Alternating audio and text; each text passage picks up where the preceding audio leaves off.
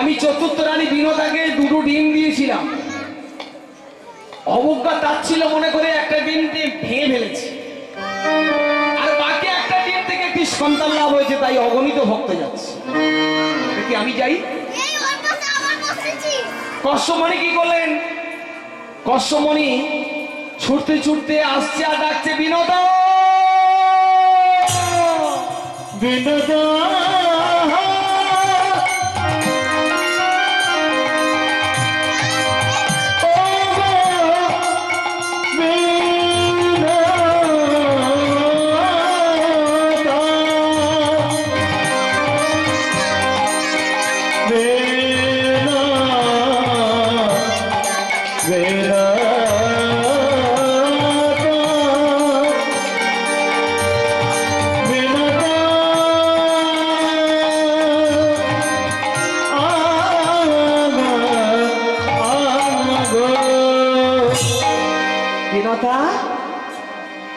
তুমি নাকি মাতৃত্ব পেয়েছো, দেখি দেখি দেখি তোমার সন্তানকে দাও আমার কোলে। এনো স্বামী। হরে কৃষ্ণ। কশ্যপমণি বিনোদার কোল থেকে সন্তান কোলে করে নিয়ে বলছে, বিনোদা ওগো তুমি যে সন্তান লাভ করেছো, এই সন্তানের আকারটা কেমন? সম্মুখটা হলো নরের আকার, মানুষের আকার, পশ্চাৎ মানে পিছনে পালক ঢাকা, পক্ষী ঢাকা, এমনকি দুটো ডানা বিশাল, ডানাতে পালক ভর্তি। অতএব যে সন্তান তুমি পেয়েছো, এই সন্তান নয় নর নয় পক্ষী। তবে শোনো বিনোদা, যে সন্তান লাভ করেছো, আজকে তোমার এই সন্তানের নাম আমি গৌতম মুনি। হরে কৃষ্ণ। আমি কশ্যপমণি, আমি তোমাকে এই তোমার পুত্র সন্তানের নাম দিয়ে গেলাম। আজ থেকে তোমার পুত্র সন্তানের নাম হবে পক্ষীরাজ গরুড়। ভক্তমন্ডলী মায়েরা, তাহলে আমরা এতক্ষণ কি শুনলাম? পক্ষীরাজ গরুড়ে জন্ম রহস্য, কেমন করে জন্ম। আসুন এবারে আমরা উপলব্ধি করব পক্ষীরাজ গরুড় ভগবানের বাহন কেমন করে হলো। এমনকি ভগবানের কাছে বর চেয়েছিল, পৃথিবীতে যত রকমের প্রাণী আছে সমস্ত প্রাণীর মাংস আমি ভক্ষণ করেছি, কিন্তু সমস্ত জীবের শ্রেষ্ঠ জীব হচ্ছে নর, কিন্তু আমি তো কোনোদিন নরমাংস ভক্ষণ করিনি। তাই ঠাকুর, আমি তোমার কাছে বর চাইছি, আমি যেন নরমাংস ভক্ষণ করতে পারি। ভক্তমন্ডলী মায়েরা, সেই নরটাই বাকি। পক্ষীরাজ গরুড়ের কি মনোবাসনা পূর্ণ হয়েছিল? হয়নি তো। আসুন লীলার মধ্যে প্রবেশ করবো।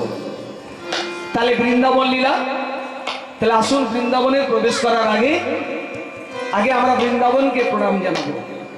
বন্দে নন্দন ব্রজশ্রী পাদরে শাসংকরিত প্রণতি ভুবন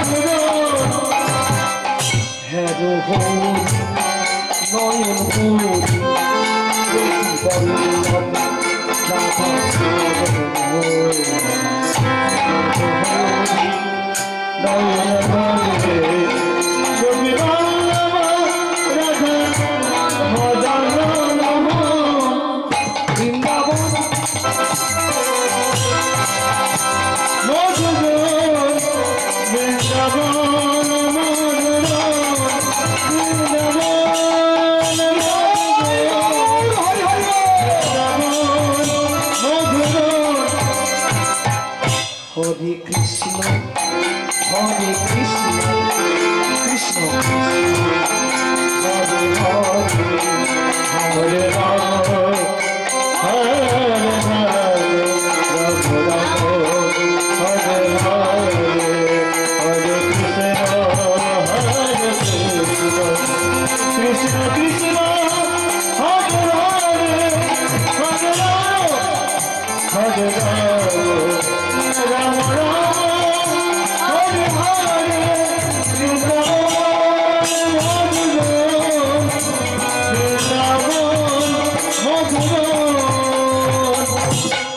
শ্রীধাম বৃন্দাবন।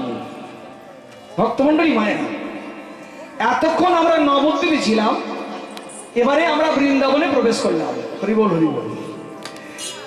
বৃন্দাবনে অতি প্রাচীন কালে এক রাজা ছিল। রাজার নাম ছিল ধর্মপাল। একটাই মাত্র রানী, রানীর নাম ছিল মায়াবতী। এখানে অনেকে প্রশ্ন করতে পারেন, তাহলে আপনি একটা রানীর কথা কেন বললেন? হরিবল হরিবল। ভক্তমন্ডলী মায়েরা, যদি আপনাদের প্রশ্ন করি যে রাজা দশরথ ত্রেতাযুগের গল্প তো হলো, রাজা দশরথের কজন রানী ছিল? বলুন তো, কটা রানী ছিল? তিনটে। কিন্তু আমি তো গ্রন্থগুলো পাচ্ছি 750 জন রানী ছিল রাজা দশরথের। কিন্তু বাস্তব জগতে আমরা সবাই জানি 3 জন রানী, কৌশলা, কৈকেয়ী, সুমিত্রা। যদি প্রশ্ন করি, কৌশলার গর্ভে হলো রাম, কৈকেয়ীর হলো ভরত, সুমিত্রার যমজ সন্তান হলো কেন? বলতে পারবেন? বলতে পারবেন? হরে কৃষ্ণ। যাক, ধন্যবাদ। আমার মাসিমা বলেছে জানে। রাজা দশরথের দাদা ছিল, কে জানেন? তাহলে রাজা দশরথের এই হরে কৃষ্ণ রামের দাদা সীতার ভাসুর ছিল, রামের দিদি ছিল, বোনের নাম শান্তা। যাই হোক, অন্য প্রসঙ্গে চলে যাচ্ছি। তাই যাই হোক, রাজা ধর্মপাল রানী মায়াবতী প্রথম জীবনের পুত্র কন্যা ছিল না। ছোট গোবিন্দ মন্দিরে রানী মায়াবতী সকালে পুষ্প উদ্যানে নব নব পুষ্প চয়ন করে নৈবেদ্য সাজিয়ে গোবিন্দ মন্দিরে দুই রাজা রাজকার্য সেরে এলে দুই স্বামী স্ত্রী কীর্তন করে। কেমন করে কীর্তন করে? ভক্তমন্ডলী মায়েরা আসুন, ও মায়েরা, এই যে বাস্তব জগতে এই কলিযুগের নামটা আগে করে নি, কেমন? সবাই হাত তুলুন।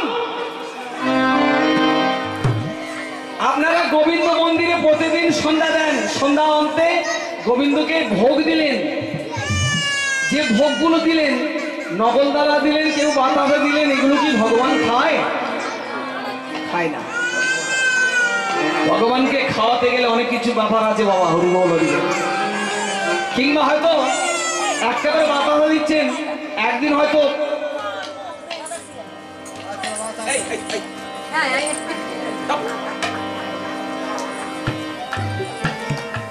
একটা মা 5টা বাতাসা ছুঁড়ে দিল, হে গোবিন্দ আমার ঘরের ছাদ পর্যন্ত আটকে আছে, ছাদটা যেন পড়ে যাবে। ভগবান খাবে? ভগবানকে খাওয়াতে গেলে কৃষ্ণ প্রেম ভক্তি মশলা লাগে, নাহলে ভগবান খায়। হরে কৃষ্ণ। তাই দুই স্বামী স্ত্রী কীর্তন করছে। আর আমরাও, আমার মায়েরা প্রত্যেকে তো গোবিন্দ মন্দির আছে প্রত্যেকের বাড়িতে। আসুন, আমরা ওই গোবিন্দ মন্দিরে সন্ধ্যা দিলাম, কাঁসর ঘন্টা বাজালাম, ঠাকুরকে ভোগ দিলাম, দিয়ে ভগবান বলছে আমাকে নাম শোনাতে হবে। তাই আসুন সবাই হাত তুলুন, সবাই হাত তুলুন। হরে কৃষ্ণ হরে Krishna Krishna Krishna Hare Hare Hare Hare Ram Ram Hare Hare Hare Krishna, Krishna Krishna, Hare Hare.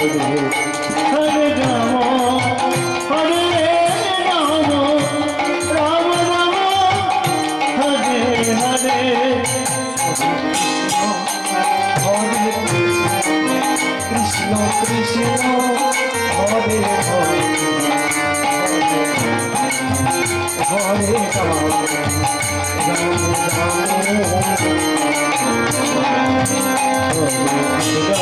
हरे कृष्ण कृष्ण हरे हरे हरे राम राम राम हरे हरे हरे कृष्ण कृष्ण कृष्ण हरे हरे हरे राम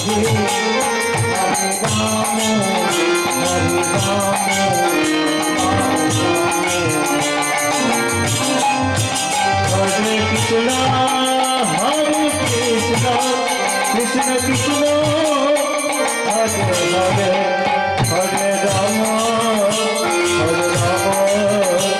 राम राम हरे हरे हरे कृष्ण कृष्ण हरे हरे राम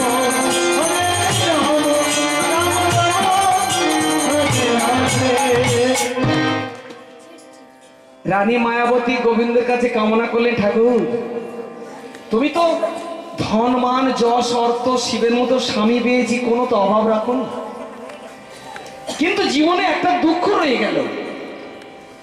যতদিন আমরা জীবিত থাকবো ততদিন তোমার সেবা পূজা হবে, কিন্তু যখন তোমার কাছে আমরা থাকবো না, শুধু তাও নয়, তারে যখন অতিথি আসে তারা চলে যায়, আমার হাতে ভিক্ষা নেয় না, তারা যাওয়ার সময় বলে যায় নিঃসন্তানের মুখ দর্শন হয়।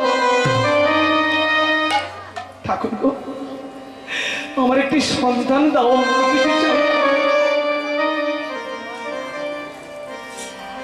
অন্তর্যামী ভগবান ভক্তের কান্না সইতে না পারে অন্তর্যামী ভগবান দৈবানী করে বলেন, মায়াবতী তোমার গর্ভে আমি সন্তান দেব। ভগবানের কথা অনুযায়ী আমার মা মায়াবতী অন্তঃসত্ত্বা হল। পদবর্তী এক পাশে দাঁড়িয়ে বললেন, দিন দিন কত হয়ে মাসেতে পড়িল, মাসে পড়িল মাসে মাসে কত হয়ে কত হয়ে 5 মাসে পতি, 5 মাসে তো যেই 5 মাসের অন্তঃসত্ত্বা আছে বলে মায়ের আনন্দ আর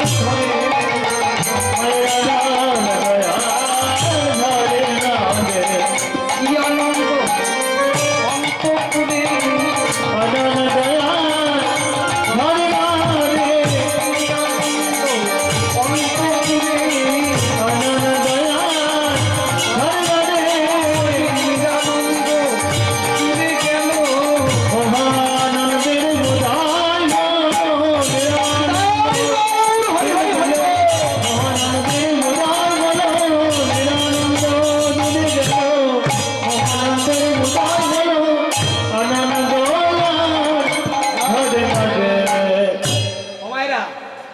এখানে দেখছি যশোদার ভাগ বেশি, তার 5 মাসে তো পঞ্চামৃত দিতেই হবে, তাই না?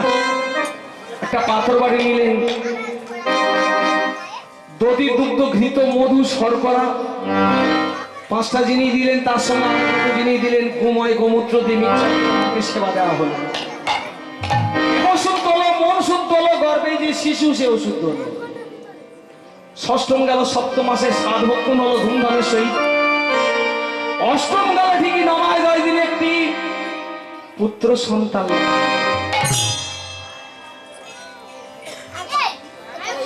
হরে কৃষ্ণ। যেই পুত্র সন্তান লাভ হয়েছে, রাজত্ব মহা আনন্দ মহা ধুমধাম। এদিকে বৈকুণ্ঠে আমার ভগবান কৃষ্ণচন্দ্র পদ্মের উপর শয়ন করে আছেন, মা লক্ষ্মী পদসেবা করছে। এই যে বাস্তব জগতে আমরা স্বামী স্ত্রী, স্বামী মাঠ থেকে খেটে খুটে এসে যদি বলে, হাগো আমার গাটা একটু ব্যথা করছে, একটু ম্যাসেজ করে দাও না, টিপে টাপে দাও, বলে দেখো তুমি মাঠে খাটছো আর আমি কি ঘরে বসে আছি, আমি তো খাটছি, বরং তুমি আমাকে একটু ম্যাসেজ করে দাও। কিন্তু আজকে লিগাতে আমার চত্বরে চরমণি প্রাণ গোবিন্দ বসে রয়েছেন, পদসেবা করছেন মা লক্ষ্মী, স্বামী স্ত্রী কথোপকথন হচ্ছে। জানো লক্ষ্মী কি গো, আমি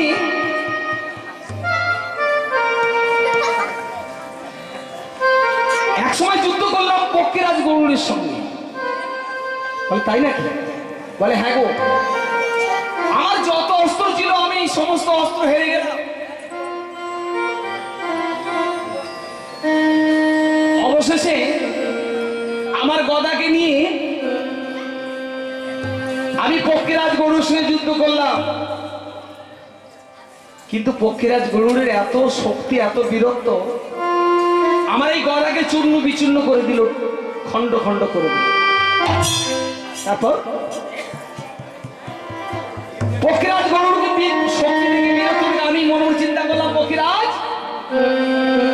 আমি তোমাকে বর দেব, বলো তুমি আমার কাছে কি বর চাও। পক্ষীরাজ গরুড় কি বললো জানো? বলে দেখো ঠাকুর, তুমি যখন আমার সঙ্গে হেরে গেছো, তুমি আমার সঙ্গে যদি যুদ্ধে জয়লাভ করতে, তাহলে তোমার কাছে আমি বর দিই। আমি হারা ঠাকুরের কাছে বর নেব না, নেব না। ভালো কি বলে কি পক্ষীরাজ গরুড় তোমাকে, তুমি গোবিন্দ তোমাকে হারা ঠাকুর বলেছে? বলে হ্যাঁ। কি বলেছে শোনো। আমি বললাম বাবা তাহলে বর নেবে না? বলে না, বয়ের প্রয়োজন হয় তুমি আমার কাছ থেকে বর নিতে পারো। তখন চিন্তা করলাম পক্ষীরাজ গরুড় ভক্ত যখন আমাকে বর দিতে চাইছে, আর আমি ভগবান, ঠিক আছে। চিন্তা করলাম সমস্ত দেবতার বাহন আছে, কিন্তু আমি গোবিন্দই, আমার তো বাহন নাই, আমার তো বাহন নাই। তখন চিন্তা করলাম পক্ষীরাজ গরুড়ের বিশাল ডানা, স্বর্গমর্ত পাতাল কেন 14টা ভুবন বিশ্ব ব্রহ্মাণ্ড ঘুরে বেড়ায়, তাহলে পক্ষীরাজ গরুড়ের পৃষ্ঠে করে আমি সমস্ত বিশ্ব ব্রহ্মাণ্ড ঘুরতে পারি। তাই মনে মনে চিন্তা করলাম ভক্ত যখন বর দিতে চাইছি, তাই ভক্তের কাছে আমি বরটা গ্রহণ করি। পক্ষীরাজ তুমি আমার কাছে বর নেবে না, তুমি বললে প্রয়োজন হয় তুমি আমার কাছ থেকে বর নাও। তা বাবা তুমি যখন আমাকে বর দেবে বলছো, তাহলে আজ থেকে তুমি আমার বাহন হয়ে যাও, বাহন হয়ে যাও। আজ থেকে তুমি আমার বাহন হয়ে যাও, হয়ে যাও। পক্ষীরাজ গরুড় বললেন তথাস্তু। জানো লক্ষ্মী, সেই থেকে আমার পক্ষীরাজ গরুড় বাহন হয়ে গেল। এদিকে পক্ষীরাজ গরুড় কিন্তু বৈকুণ্ঠে গিয়ে দূর থেকে ভগবানের কথা শ্রবণ করছিলেন। তা পক্ষীরাজ গরুড় মনে মনে চিন্তা করলেন, ভগবান তো আমাকে বর দেবে বলেছিল, তা ভগবানের কাছ থেকে বর আমার নেওয়া হয়নি। হ্যাঁ, আজকে ভগবানের কাছে আমি বরটা চেয়ে নেবো। হ্যাঁ, ভগবানের সাথে যুদ্ধ করে ভগবানকে বর দিতে চেয়েছিল, ভগবানের বরকে প্রত্যাখ্যান করে আমি বর দিয়েছি, সেই থেকে আমি ভগবানের বাহন হয়েছি। তাই পক্ষীরাজ চলেছে, কেমন করে চলেছে? গরুড় আমার করিলেন বৈকুণ্ঠে আসি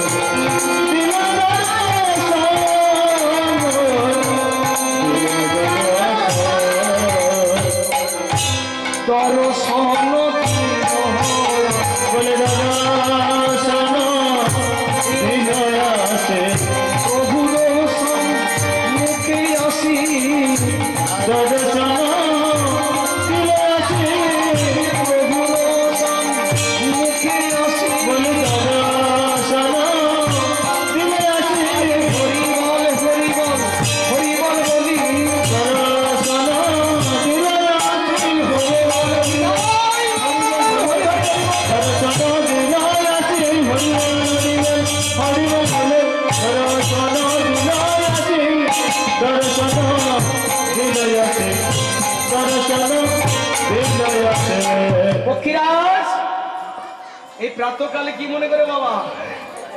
প্রভু মনে আছে সেই যে তুমি আমার সঙ্গে যুদ্ধ করলে, তোমার সমস্ত অস্ত্র শেষ হয়ে গেল, গদাকে চূর্ণ বিচূর্ণ করেছিলাম, আমার বীরত্ব থেকে তুমি আমাকে বর প্রদান করতে চেয়েছিলে।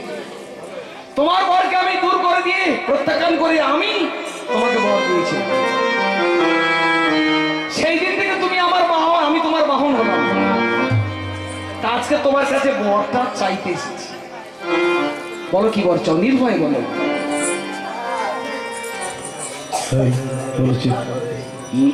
নির্মল বাবুর গানে সন্তুষ্ট হয়ে আমাদের শ্রদ্ধেয় গুরুমা 100টি টাকা দিয়ে পুরস্কৃত।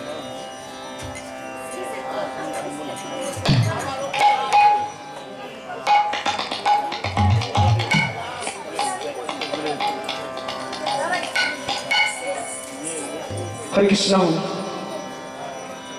গুরুমায়ের চরণ রইল আমারও কোটি কোটি দণ্ডবোধ।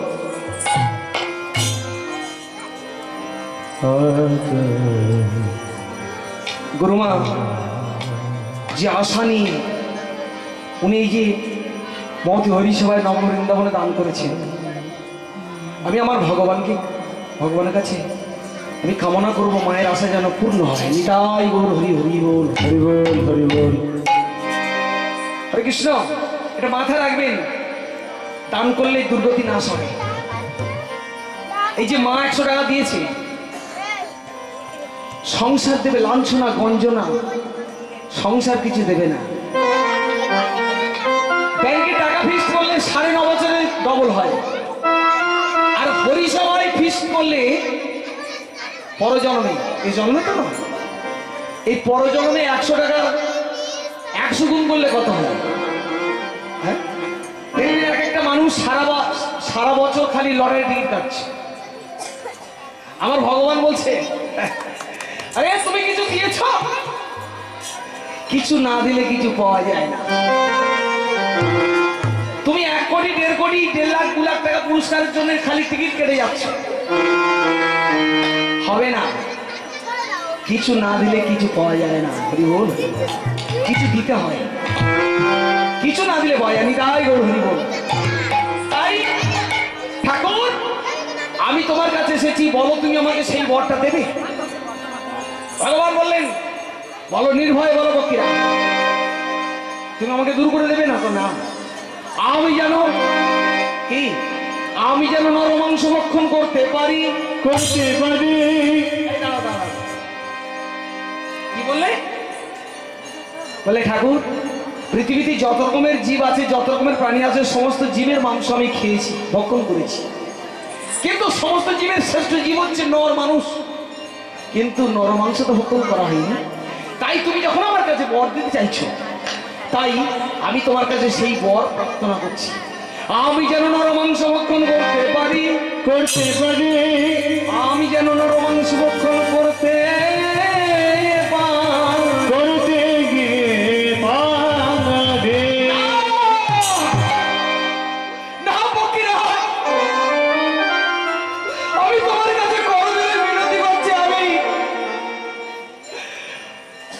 তোমাকে এই বর আমি দিতে পারবো না।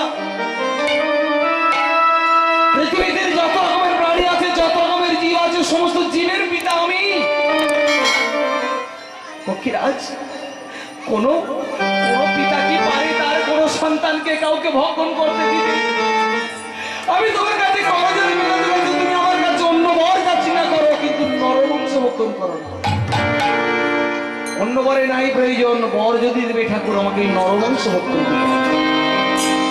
শোনো পক্ষীরাজ, তুমি না বিষ্ণুর বাহন, অর্থাৎ তুমি তো বড় বৈষ্ণব। বৈষ্ণবের ধর্ম কি?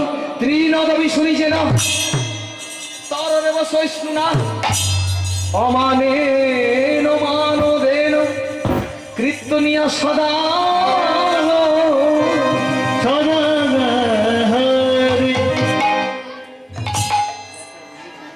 পক্ষীরাজ, তুমি আমার কাছে অন্য বর চাও না। বর যদি দেবে ওই নরমাংস দূর হয়ে যাও, আমি তোমার মুখ দর্শন করতে যাই না। পক্ষীরাজ গরুরকে নির্বাসন দিয়ে দিলেন, যাও। গরুর যাওয়ার সময় ভগবানের চরণে প্রণাম করে বললেন, ঠাকুর আসি। তবে আমি যদি মনে প্রাণে তোমায় ভালোবেসে থাকি, আমি যদি প্রকৃত তোমার ভক্ত হয়ে থাকি, আজকে তুমি আমাকে তাড়িয়ে দিচ্ছ, দূর করে দিচ্ছ, নির্বাসন দিচ্ছ। তবে একদিন না একদিন তোমার কাছে আসবো, তোমার কাছে ওই নরমাংস ভক্ষণের বর আমি চেয়ে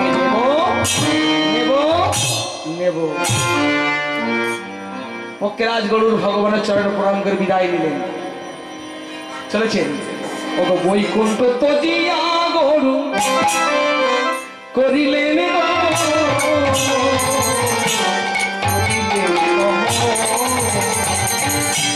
বৈকুণ্ঠ তজিয়া করিলেন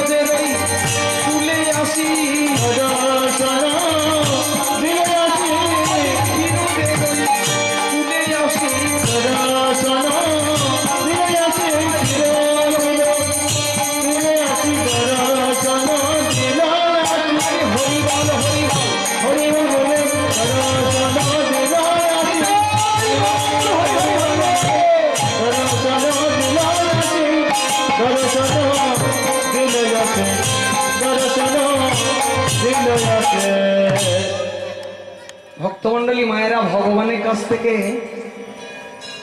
বিতাড়িত হয়ে ক্ষীরসাগর কুলে এলেন পক্ষীরাজ গরু। মনে মনে চিন্তা করলেন, আমি প্রথমে কার তপস্যা করব? 33 কোটি দেবতার মধ্যে পরম বৈষ্ণব হলো দেবাদিদেব মহাদেব ভোলামহেশ্বর। কারণ উনি পঞ্চমুখী কৃষ্ণ নাম করতেন, তাই ওনার আরেক নাম হলো পঞ্চানন।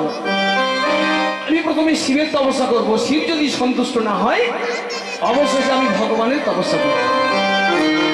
পক্ষীরাজ গরুর বসে বললেন ক্ষীরসাগর কুলে, ডাকতে শুরু করলেন, ওম নমঃ শিবায়, নমঃ শিবায়, ওম নমঃ শিবায়,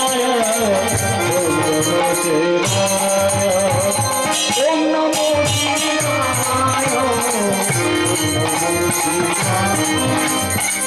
ওম নমঃ শিবায়, ওম নমঃ শিবায়।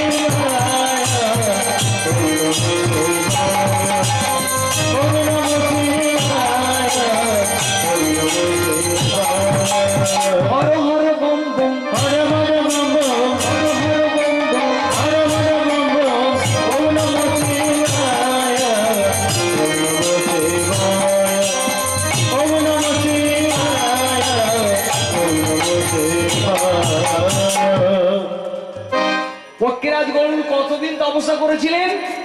12 বছর, অর্থাৎ মায়েরা 12 বছর। 12 বছর যখন তপস্যা করলেন, মনে মনে চিন্তা করলেন, দূর ছাই, 12টা বছর শিবের তপস্যা করলাম, শিব সন্তুষ্ট হল না। না, পক্ষীরাজ গরু উঠে দাঁড়ালেন, চতুর্দিকে আগুন জ্বাললেন, ঊর্ধ্বপদ হাস্যমুণ্ড ডাকতে লাগলেন ভগবানকে। কেমন করে ডাকছেন? জাগো শঙ্খ চক্র গদা পদ্মধারী, জাগো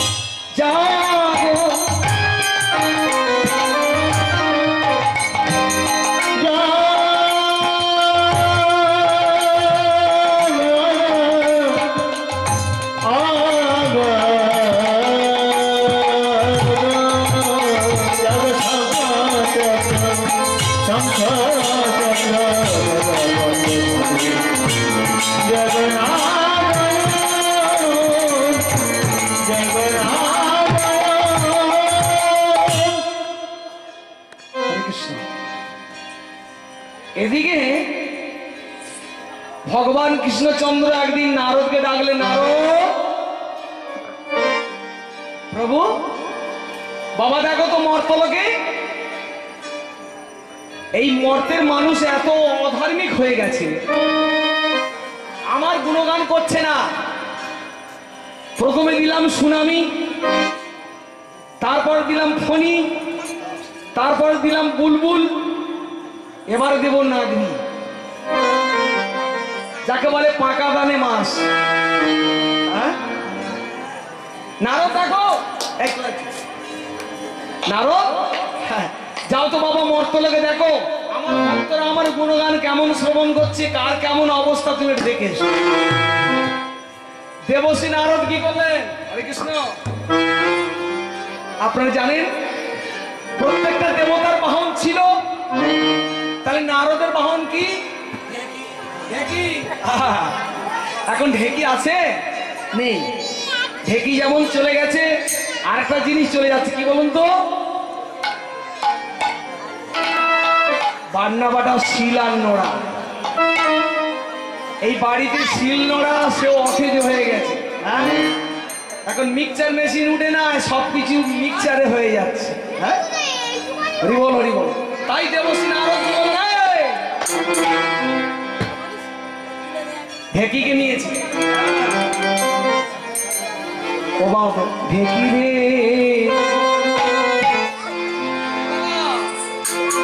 চল না বাবা, ভগবান বলেছে চল না বাবা মরত লোকে যা। ওরে বাবা চল না বাবা মর্তলোকে যা। মরত লোকে, ওরে মর্তলোকে মরত লোকে গিয়ে আমি ভক্ত দেখতে পাই। ওরে মর্তলোকে মর্তলোকে মর্তলোকে কে আমার ভক্ত দেখতে পায়। চল বাবা মর্তলোকে যা। ওরে বাবা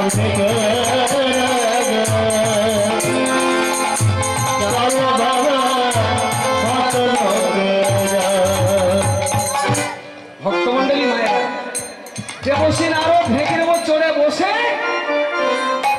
আপনারা জানেন আসতে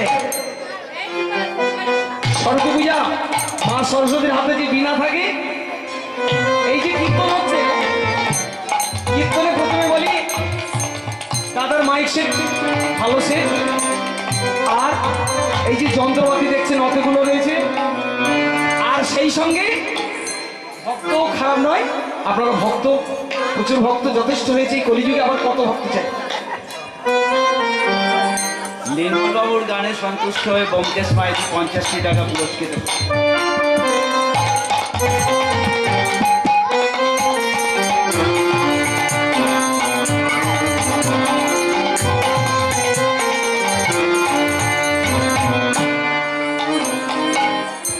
নারদ নারদ কি করছে? ঢেকির ওপর উঠেছে, উঠে বিনা যন্ত্রটা কাঁধে করে নিয়েছে। ঢেকির চড়ি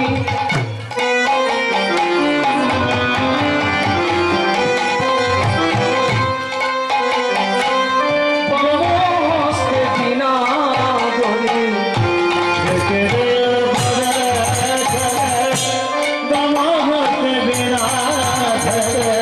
চড়ি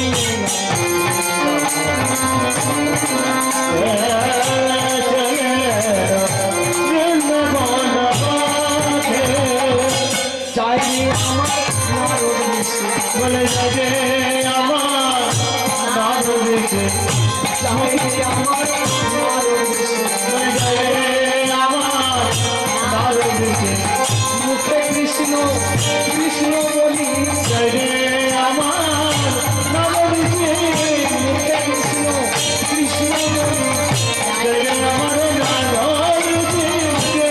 কৃষ্ণ কৃষ্ণ বলে যাবে আমার নারদ দেশে। মুখে নারদ দেশে মুখে কৃষ্ণ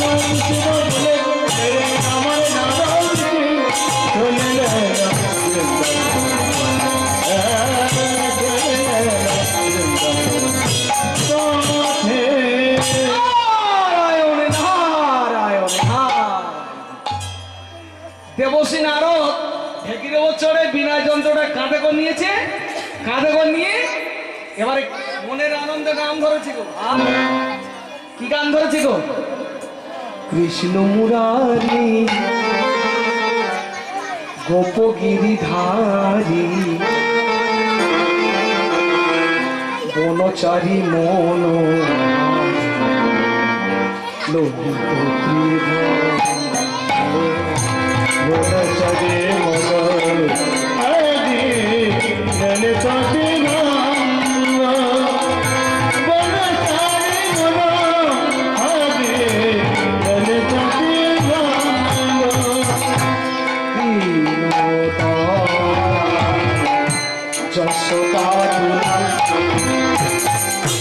কবে বনমালা নয়নাভিরাম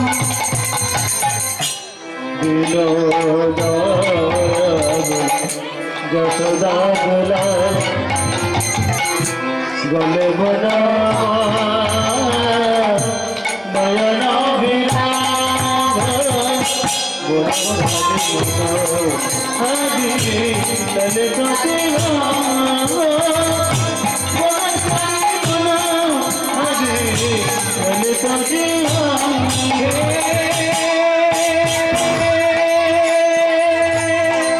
কৃষ্ণ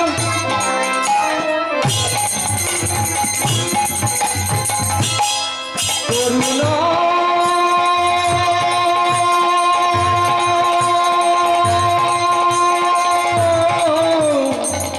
সিন্ধু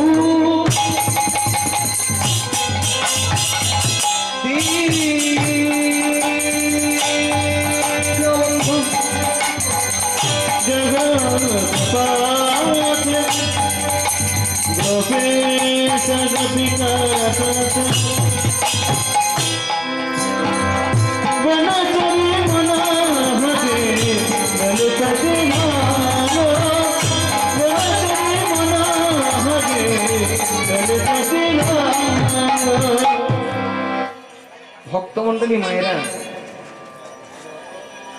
এখন মর্তলাকে নেমেছে, বৃন্দাবনের পথ ধরে যাচ্ছে।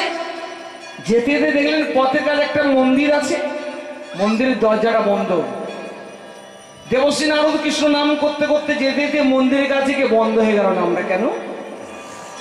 মন্দিরের দরজাটা বন্ধ। মন্দিরের দরজায় কান পেতে শুনতে পেলেন মন্দিরের মধ্যে একটা নারী কণ্ঠ একটা পুরুষ কণ্ঠ একত্রিত হয়ে কাঁদতে কাঁদতে কীর্তন করছে। দেবশ্রী নারদ চিন্তা করলেন ভালো কথা নয়, হ্যাঁ এরা কাঁদবে কেন? তাই দরজায় কান পেতে শুনতে লাগলেন। শুনে কি দেখছে গো? দাদি দেবতা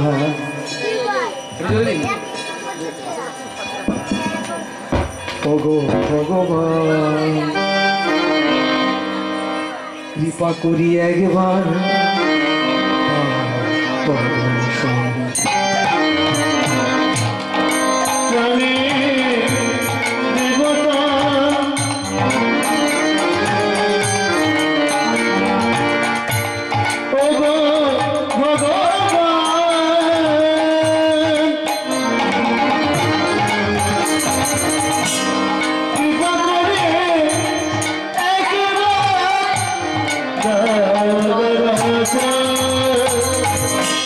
ভজন সাধন আমি কিছু নাহি জানি,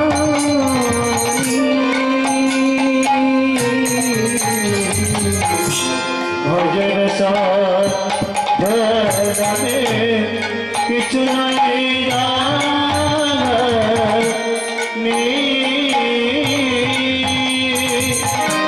গাহি যে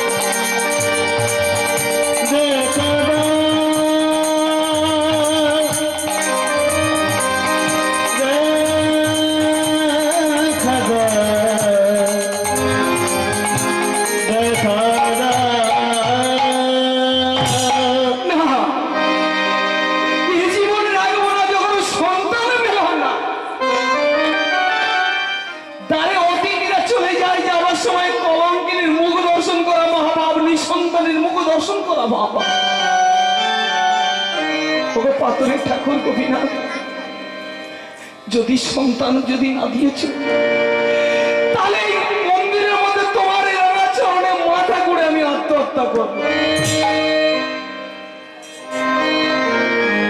দেবশ্রী নারদ মন্দিরের দরজায় কান পেতে শুনছিলেন, যখন দেখলেন আত্মহত্যার কথা, বিনা অনুমতিতে মন্দিরের দরজা খুলে মন্দিরের মধ্যে প্রবেশ করলেন। তোমরা কারা? কে তুমি মা? তুমি আত্মহত্যা করবে বলছো? তুমি কি জানো 80 লক্ষ জনি ভ্রমণ করে তেজ ও সাদের মানব জন্ম, এমন জন্ম হয় কি না হয়? শাস্ত্রে আছে কোন ব্যক্তি যদি আত্মহত্যা করে তার পুনরুদ্ধার পুনর্জন্ম কোনোদিন হয় না। ওই ভূত প্রেত হয়ে কেঁদে কেঁদে বেড়াতে হবে, কোনোদিন জন্ম হবে না। তবে শুনবে জন্ম কিভাবে হয়? শাস্ত্রের নিয়ম আছে, আত্মহত্যা ব্যক্তির কাঁধে করে আনন্দ চিত্তে বলতে নেই বলো হরি বল। কোন রকমের টানতে টানতে কাছাকাছি শ্মশানে পুড়িয়ে দিয়ে আসতে হয়। যদি কোনোদিন চিতার তলায় শেতুর বা ঘাই জন্মগ্রহণ করে, সেখানে যদি কোনো দুগ্ধবতী গাভী সেখানে গিয়ে শেতুর বা ঘাই যদি ভক্ষণ করে, সেই দুগ্ধবতী গাভীর দুধ থেকে ক্ষীর সর ননি মাখন ছানা হয়ে আমার গোবিন্দের যদি সেবায় লাগে, তবে সেই আত্মহত্যা ব্যক্তির পুনর্জন্ম হতে পারে। তবে শোনো মা, মৃত্যুর পরে শ্মশানে চিতার তলায় কোনোদিন সেতুর বাঘাস জন্মগ্রহণ করবে না, দুগ্ধবতী গাভী সেখানে সেতুর বাঘাস ভক্ষণ করবে না, অতএব জন্ম আর হবে না। তবে শোনো, তুমি আত্মহত্যা করো না, আমি তোমার সন্তান দেব বলে ঠাকুর আমার সন্তান বলে, হ্যাঁ এই মন্দিরের মধ্যে অপেক্ষা করো, আমি যাবো আর আসবো। আমাকে ভগবান পাঠিয়েছে ভক্ত দেখতে, কোন ভক্তের কেমন অবস্থা দেখতে জানতে। তাই আমি শতপ্রথম বৃন্দাবনে পদার্পণ করলাম, দেখতে পেলাম তোমরা কান্নাকাটি করছো, একটু অপেক্ষা করো, আমি যাবো আর আসবো। দেবশ্রী নারদ কি করলেন? বেরিয়ে বললেন, বিনা যন্ত্রটা কাঁধে করে নিলেন। কি করছে? গোবিনা বাজাইতে বাজাইতে নারদ মুনি করিলেন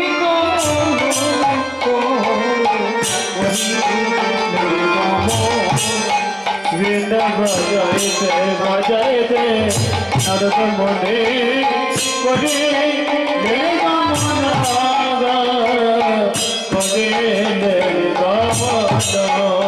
আবার অন্তে আসে মুনি,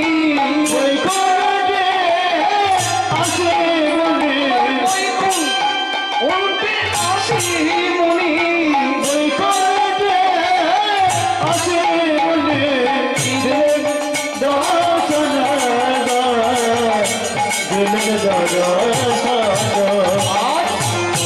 শোনো দিল মন হরি বল হরি বল হরি বল বলি হরি বল হরি বল হরি বল হরি বল বলি হরি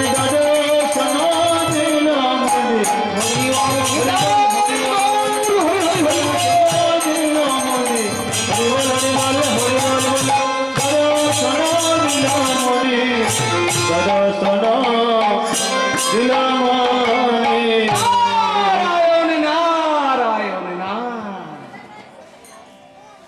ও ঠাকুর, নারদ তোমাকে তো পাঠালাম, কিন্তু তুমি ফিরে এলে কেন ঠাকুর? নির্মল বাবুর গানে সন্তুষ্ট হয়ে প্রণব মান্না 10টি টাকা পুরস্কৃত করে।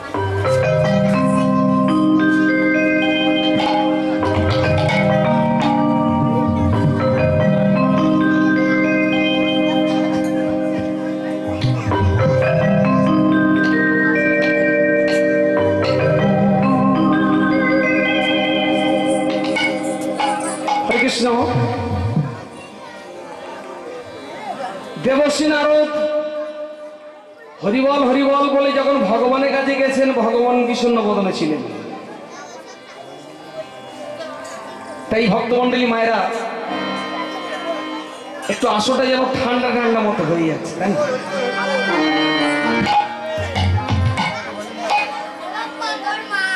মায়েরা, ভক্তমণ্ডলী একটু হাত তুলুন, একটু আনন্দ চিত্ত হোক, তাই না? একটু ভজন গাই হোক।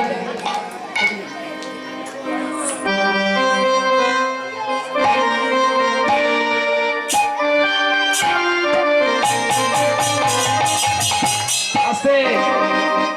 ভক্তমণ্ডলী মায়েরা, আপনারা শ্রবণ করছেন বৃন্দাবন লীলা, তাই তো? তা বাবা, বৃন্দাবনে, এই বৃন্দাবনে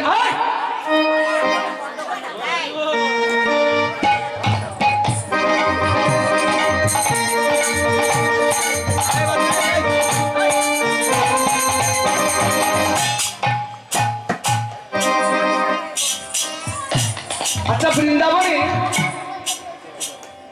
যত গাড়ি ঘোড়া চলে, যত যানবাহন চলে, কারোর কিন্তু বাবা হরেন নেই। কেন? তাহলে চলবে কিসে? সাইকেল চলছে, তার বেল নেই। রিক্সা, ভ্যান, যে কোনো গাড়ি চলছে, রাধে রাধে।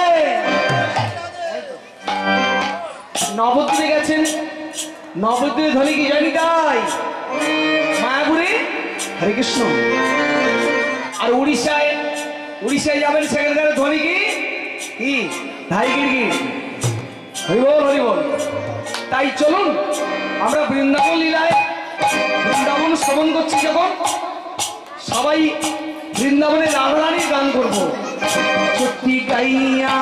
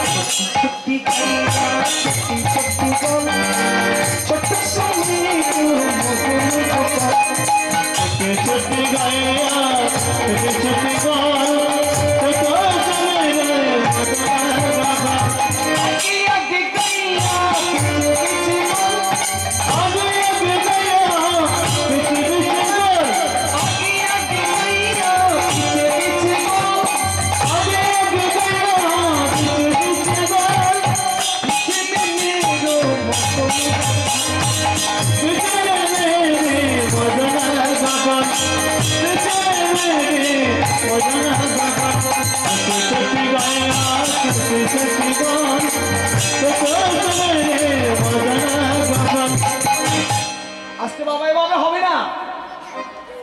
আমার বয়স্ক ব্যক্তি যারা বাবারা, আমার সমবয়সী বন্ধুবর্গ, দাদা ভাইরা, আমার মায়েরা, মাসিরা এবং বোনেরা, আপনারা দিদি ভাই চুপচাপ বসে দেখলে কীর্তন হয় কি? আমরা নাচবো গাইবো আর আপনারা বসে থাকবেন, হবে না। দেখুন, আপনারা গুরুগৃহে এসেছেন, আমরাও গুরুগৃহে এসেছি, তাহলে আমরা সমগোত্রী, এখানে কিন্তু সমান অধিকার। তাহলে উলুধ্বনি দিন, শঙ্খধ্বনি করুন, হরিধ্বনি করুন। নিতাই গৌর হরি হরি। ছোট্টি ছোট্টি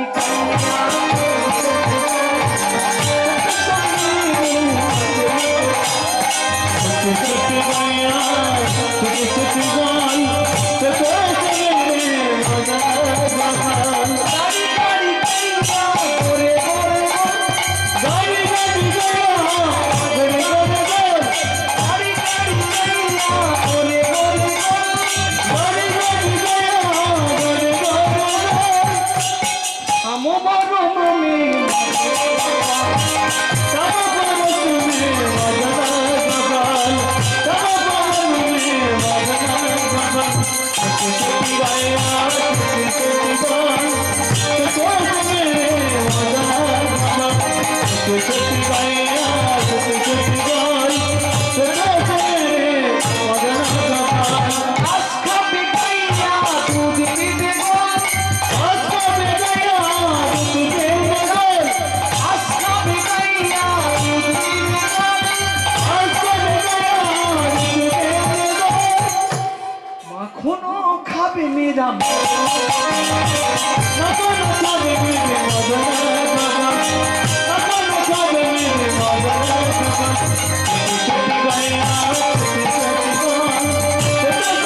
you.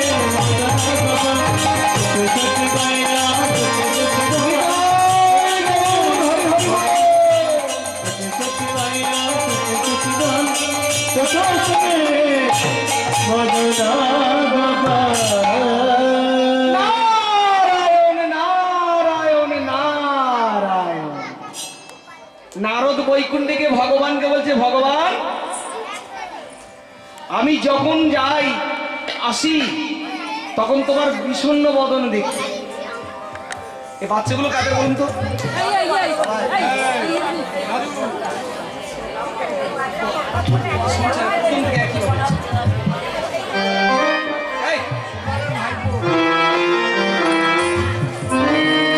পিছনে চলে যা, পিছনে চলে যা। বাচ্চাই পিছনে চলে যা।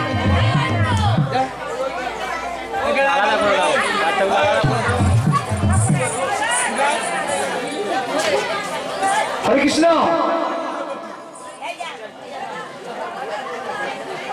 দেবশ্রী নারদ কে প্রশ্ন করলেন ভগবান, আচ্ছা নারদ,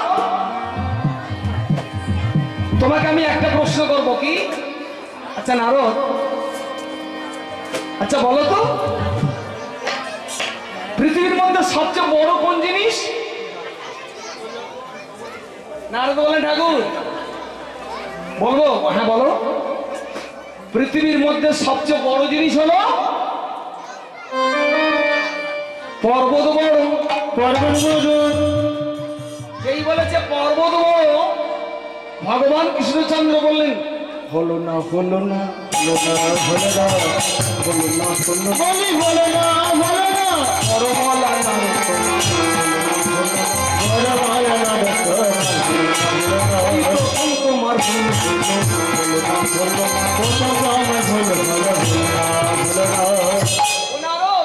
আমি তোমাকে জিজ্ঞাসা করলাম, একটা প্রশ্ন ছুড়ে দিলাম যে পৃথিবীর মধ্যে সবচেয়ে বড় কোন জিনিস? নারদ বলে ঠাকুর কেন পর্বত বললাম? পৃথিবীর মধ্যে কেন জানেন? হিমালয়ের পর্বত এত উঁচু সূর্যের আলো পাই যায় না। আচ্ছা তোমার বিচারে যদি পর্বত বড় হলো, তাহলে পর্বতকে যিনি ধরে রেখেছেন তিনি কত বড়? নারদ মাথায় হাতে চিন্তা করলেন বা ঠাকুর ভুল হয়েছে, ওই পর্বতকে ধরে রেখেছেন এই পৃথিবী, মানে ধরা দেবী, তাহলে ধরা বড়? ভগবান বললেন হলো না। ধরা যদি তোমার বিচারে বড় হলো, তাহলে ধরাকে যিনি ধরে রেখেছেন তিনি কত বড়? নারদ বলছে প্রভু সব ভুল হয়ে যাচ্ছে। ধরাকে ধরে রেখেছে কি জানেন? ওই পাতালে বাসুকি নাগ। এই বাসুকি নাগ এই পৃথিবী ধরে রেখেছে। ভক্তমন্ডলী মায়েরা, আমরা ভূগোলে পড়েছি এই যে মাটির নিচে আগ্নেয়গিরি রয়েছে, যখন বাষ্প হয় তখন ভূমিকম্প হয়, এটা বিজ্ঞান বলছে। আর আমাদের শাস্ত্র বলছে যে বাসুকি নাগ এই সমগ্র বিশ্ব ব্রহ্মাণ্ডটাকে ধরে রেখেছেন। যখন মানুষ অধার্মিক হয়ে যায়, ধর্মকে লোপ পেয়ে যায়, দেখবেন লোপ পাচ্ছে না। এই দেখুন আমাদের হিন্দু ছেলে কেউ যদি অল্প বয়সে তিলক নেয়, গলায় তুলসীর মালা নেয়, আমাদের হিন্দুরা কি বলছে এই অল্প বয়সে বৈদিকই হয়েছে, হয়ে গেল। তার আরো লজ্জা পাইয়ে দিল, তো 5 জনে নিন্দা করছে যখন। তাহলে আমাদের হিন্দুদের হিন্দুই শত্রু, কোন বিধর্মী মুসলমান সে শত্রু নয়। সে মুসলমান বলে না যে তুই গলায় তুলসীর মালা পরেছিস কেন? তাহলে আমাদের ধর্মটা কোথায় যাচ্ছে দেখছেন? পৃথিবীতে যত রকমের ধর্ম আছে সবচেয়ে নিচু স্তরে চলে যাচ্ছে এই হিন্দু ধর্ম। হরিনাম শুনলে কি আয় বাবা, এ কান্দে ঢুকছে আর এ কান্দে বেরিয়ে যাচ্ছে। হরিবল হরিবল, পরিবর্তন কিছু হচ্ছে না, দেখছি তো। যাই হোক হরিবল। তা বলে নারদ, তাহলে পাতালে বাসুকি নাগ বড় বলছো? বলে হ্যাঁ। তাহলে বাসুকি নাগ কে কে বাঁচিয়ে রেখেছে? নারদ বলে ঠাকুর বাসুকি নাগকে বাঁচিয়ে রাখতে গেলে তুমি রেখেছো, তুমি ভগবান। তাহলে বাসুকি নাগকে যদি আমি বাঁচিয়ে রাখলাম, তাহলে আমাকে কারা বাঁচিয়ে রেখেছে? নারদ তখন করজোড়ে বললেন ঠাকুর তো আমার জানা নেই, তুমি তো অন্তর্যামী ভগবান, তুমি সর্বকারণের কারণ, তোমাকে কারা বাঁচিয়ে রেখেছে আমার জানা নেই। নারদ বললেন ঠাকুর তুমি জানো, বলবে না তাই তো? শোনো নারদ, আমাকে কারা বাঁচিয়ে রেখেছে শুনবে? তবে শোনো, আমাকে কারা বাঁচিয়ে রেখেছেন? ভক্ত আমার পিতা মাতা, ভক্ত আমার গুরু, ভক্ত এসেছে আর সকল ভক্ত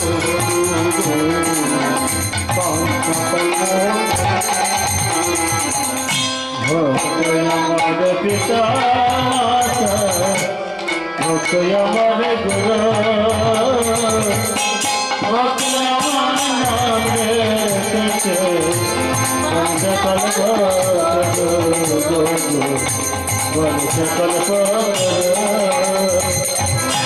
আরো শুনবে না ভক্ত আমার পিতা মাতা ভক্ত আমার প্রাণ কেমন করে ভক্তের রঙে বিনাশী ভগবান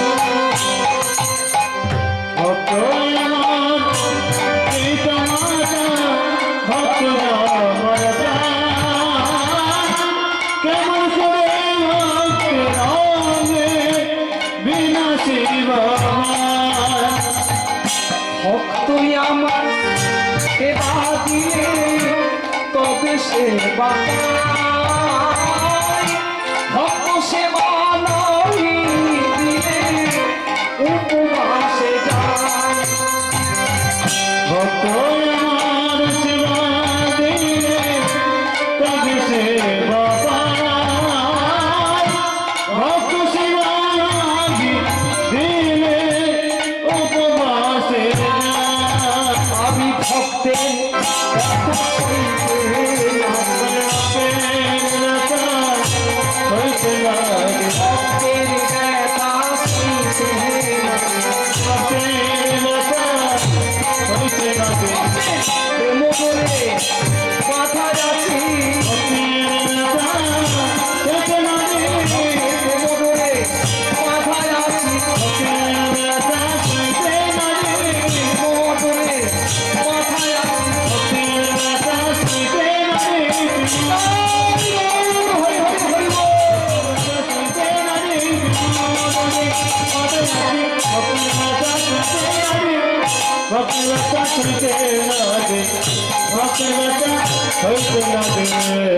হরে কৃষ্ণ।